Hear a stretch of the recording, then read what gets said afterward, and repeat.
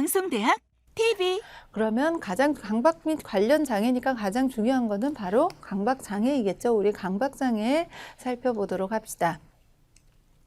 자, 강박 장애 사례입니다.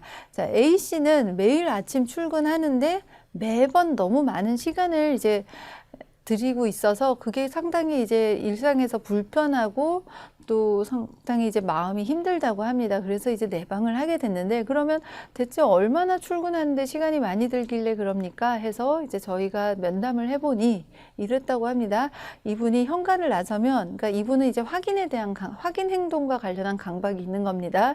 꼭 6번씩 문을 잠그고, 그러니까 잠궜다가 열었다가 잠궜다가 이렇게 이제 6번씩 하고, 그리고는 엘리베이터를 눌렀다가 다시 현관으로 돌아와서 또 이제 이게 문이 괜찮은지 6번씩 이제 열었다 잠궜다 한다고 해요. 그리고 엘리베이터를 눌러서 이제 차를 타고 이제 출근을 하니까 지하 1층에 주차장에 내려가면 갑자기 또 차문을 열기 위해서 버튼을 누르고 나면 또 걱정이 돼서 다시 현관에 올라가서 문을 잠그고, 이런 이제 확인 행동이 너무 지나치게 많이 이제 반복이 된다고 합니다. 자, 그러면서 A씨는 자기의 이 확인하는 행동이 지나치다는 거를 인지하고는 있었는데, 그럼에도 불구하고 혹시나 문을 제대로 잠그지 않았을까, 이게 너무나 불안해서 이 행동을 그만둘 수가 없었다고 합니다. 그러니까 여기서 이제 불안이 있기 때문에, 그러니까 이 강박적인 행동의 이면에 불안과 관련된 정서가 많이 연관이 되기 때문에 예전에는 이제 불안장애의 한 유형으로 강박장애를 보았다고 하고요. 자, 이 불안함 때문에 지속하는 어떤 강박적인 행동이나 사고, 이것이 바로 강박장애의 주요한 현상이라고 보시면 좋을 것 같습니다. 그래서 이 강박장애는 아까 이제 잠깐 이야기를 드렸지만 크게 두 가지가 있습니다. 강박적인 사고가 있을 수 있고요. 아니면 강박적인 행동이 있을 수 있고, 혹은 두 가지 다 있을 수 있겠죠. 자, 그래서 그러면 사고라는 건 무엇이냐? 그러니까 아까 A씨의 사례처럼 드러나게 강박적인 행동을 하는 분도 계시지만, 강박 장애 안에는 강박 사고가 중요한 이제 증상으로 나타나는 분들도 있습니다. 그래서 강박 사고는 아까 강박적인 행동과 마찬가지입니다. 반복적으로 떠오르는 어떤 사고나 충동이나 어떤 이미지, 이런 것이 바로 강박 사고입니다. 그러니까 반복적으로 집요하게 나타나는데 그게 나의 행동이 아니라 내 머릿속의 생각으로 나타날 때 우리는 강박사고라고 이야기를 하고요.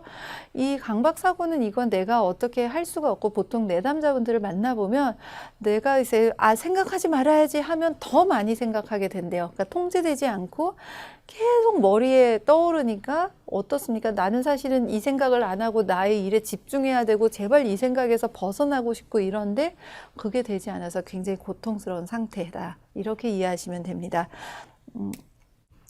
혹은 강박 행동이라는 것도 있습니다.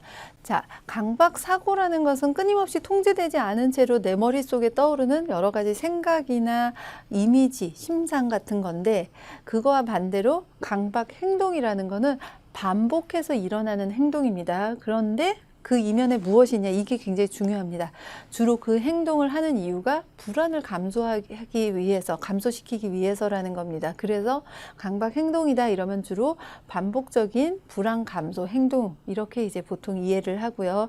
아까 A씨 사례에서도 보시면 어떤가요? A씨가 내가 혹시 문을 열어두고 나오지 않았을까 하는 불안을 해결하기 위해서 끊임없이 문을 잠궜는지 확인하는 행동을 합니다. 전형적인 강박 행동이고요. 이런 이제 강박장애는 물론 다른 장애도 그렇지만 특히나 이제 강박 행동 같은 경우에는 이제 눈에 잘 드러나기 때문인지 보통 이제 영화에서도 많이 소재로 사용이 됩니다. 이제 몇 년 되기는 했지만 여러분들 혹시 에비에이터라는 이제 그 레오나르도 디카프리오가 나온 영화가 있는데요. 그 영화에 보면 그 주인공이 이제 반복적으로 손을 씻어요. 그러면 이제 그 이면에는 무엇이 있냐? 이제 막 손이 벗겨질 정도로 심하게 이제 손을 씻거든요. 그러면 그 이면에는 내 몸의 더러움을 해소하기 위해서, 내지는 이제 나를 깨끗하게 하기 위해서, 병균이 나를 병들게 하지 않도록 하기 위해서, 그런 이제 불안들을 해결하기 위해서 손을 이제 반복적으로 씻는 청결 강박 행동이 나타납니다. 이런 이제 반복적인 불안 감소 행동이 바로 중요한 강박 행동이다. 이렇게 이제 보시면 좋고요. 이 강박 행동은 근데 아까 말씀드린 것처럼 막 문을 확인한다라든가 손을 계속 씻는 것 같은 그런 이제 드러나는 행동으로도 나타나고요. 그거를 우리는 외현적 강박 행동이라고 부릅니다. 주로 그 불안의 주제들이 보면 뭐 청결이라든가 정리정돈이라든가 확인, 반복, 수집, 뭐 지연 행동 이런 것과 관련되는 경우들이 많고요. 혹은 눈에 바로 드러나지는 않지만 이제 실제로 내가 하고 있는 행동들이 있습니다. 그것을 우리는 내현적 강박 행동이라고 부르는데, 예를 들어서 끊임없이 숫자를 센다라든가, 이건 숫자가 생각에 떠오르는 것이 아니라 내가 숫자 세기를 하는 겁니다. 그렇기 때문에 강박 행동인데 주로 뭔가 굉장히 긴장되거나 불안하거나 할 때 많이 나타납니다. 그래서 숫자 세기라든가 강박적으로 기도하기라든가 뭔가 단어를 반복하는 행동들, 이런 거는 드러나게 막 이렇게 행동화하지는 않지만 분명히 내가 하고 있는 불안 감소 행동이기 때문에 내현적 강박 행동이다, 이렇게 표현을 하죠. 그래서 강박장애는 크게 세 가지 유형이 있습니다. 우선은 정말 순수하게 강박 사고만 하는 경우들. 어떤 내담자의 경우에는 이제 어떤 이제 여자의 이미지가 끊임없이 머리에 떠오른다고 합니다. 이제 전형적인 강박 사고예요. 끊임없이 내가 통제할 수 없게, 나는 굳이 생각하고 싶지 않은 것들이 머릿속에 떠오르는 형태입니다. 그래서 순수한 강박 사고형이 있고, 혹은 아까 보여드렸던 강박 행동형이 있는데 내현적인 거, 뭐 내가 불안할 때 끊임없이 숫자 세기를 한다라든가 이렇게 드러나지는 않지만 내가 어떤 행동을 하고 있는 것, 혹은 이제 정리정돈이나 청결에 대한 강박 행동을 하는 외현적인 강박 행동형, 크게 이제 세 가지가 있다라는 거 기억해 주시기 바랍니다. 자, 그러면 대체 이 강박 장애라는 것이 왜 있는가? 원인을 보면 생물학적으로는 크게 전두엽이나 기저의 기능이 손상됐기 때문이다 라고 이제 그런 이제 데이터들이 많이 수집이 되어 있습니다. 특히나 세로토닌이라는 우리를 행복하게 하는 제 몸에서, 머리에서, 뇌에서 나오는 물질인데요. 이 세로토닌이 불균형할 때 이제 보통 강박 장애와 같은 이제 불안 통제 기능이 이제 망가지는 그런 이제 증상들이 나타난다고 합니다. 그러니까 스트레스가 보통 심할 때 강박 증상들이 이 내담자들 만나보면 더 심해지거든요. 그런 것은 분명히 심리적 요인도 이제 함께 하는 것으로 보는데요. 그렇기 때문에 보통 치료를 할 때는 단순히 약물만 쓰는 경우보다는 이제 약물을 쓰면서 동시에 이 스트레스 요인들을 스스로 이제 심리적인 요인들을 통제할 수 있게끔 같이 심리적 치료를 이제 병행하는 경우가 많은 것 같아요. 자, 그리고 또 하나, 인지행동적인 모델은 우선은 지난주에 제가 말씀드린 거 혹시 기억하시나요? 인지행동 치료라는 것이 상당히 이제 효과를 많이 보는 분야가 있습니다. 물론 다른 주제에 대해서도 이제 당연히 이제 치료를 할 수 있지만, 특히나 인지행동 치료는 불안이라든가 강박이라든가 아니면 우울증과 관련해서 초기에 효과가 좋은 것으로 많이 이제 보고가 되었는데요.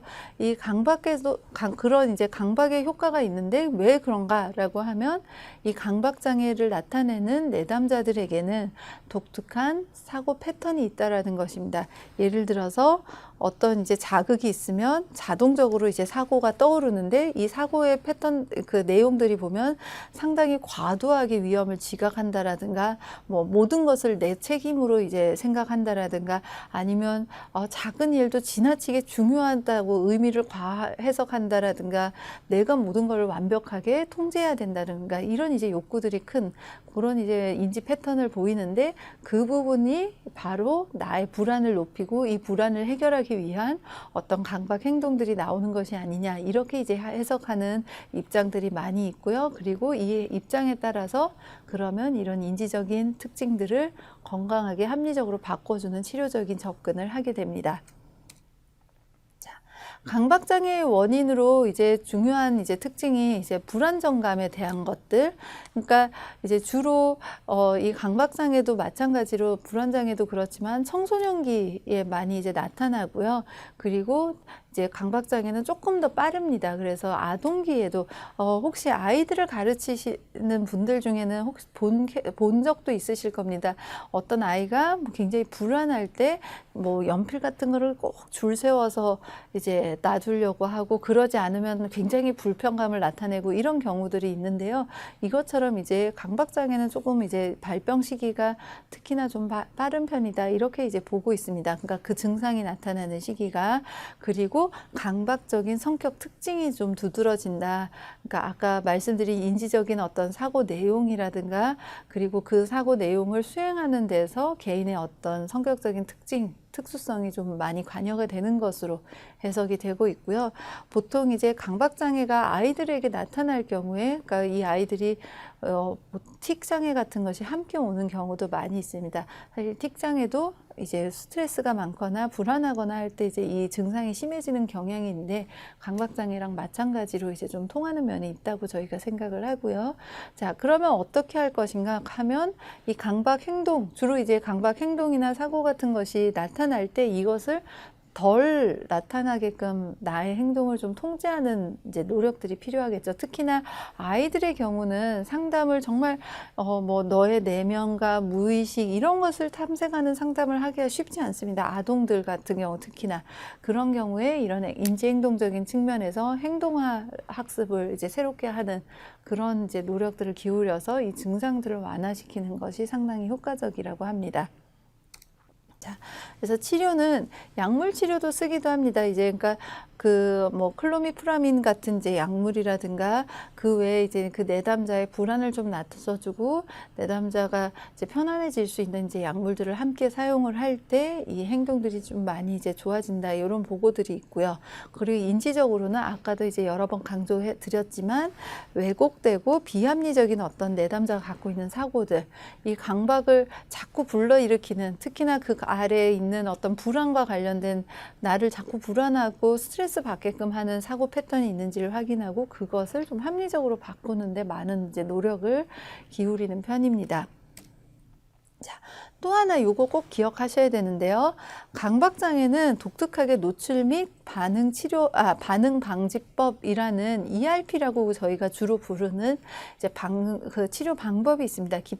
이 치료 방법들이 이 강박장애에서는 많이 이제 효과를 보고 있습니다. 그러니까 이게 무엇이냐면 나를 불안하게끔 만드는 자극이나 생각에 내가 노출이 되면 자연스럽게 이거는 학습이 된 거기 때문에 강박 행동을 하게 될 텐데 그때 강박 행동을 못하게 하는 겁니다. 그러면 대신에 이제 다른 편안한 무언가를 하게 하면 자연스럽게 나의 강박 행동을 만들던 그 학습이 이제 깨지게 되는 거죠. 그러면서 새로운 학습이 나타나게 된다. 이렇게 이제 보는 것이 ERP고요.